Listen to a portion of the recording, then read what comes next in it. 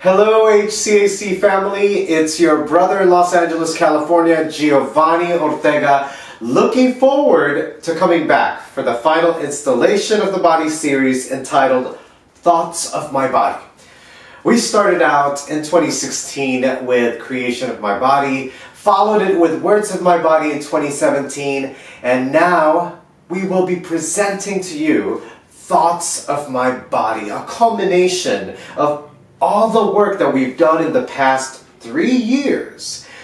It will begin July 23rd until August 5th, and we hope that you can join us for the workshops, but most definitely invite you to see the shows August 3 on Friday at 8 p.m., August 4th on Saturday at 8 p.m., and Sunday, August 5th at 2 p.m. The workshops are going to be a culmination of everything that we've learned in regards to how we see ourselves in society, how we use our words to engage, enrage, and entertain, but most of all, Thoughts of My Body is going to delve into our responsibility as artists in engaging others and creating legacy for future generations to come. I invite you to join us because there's still so many tales to tell.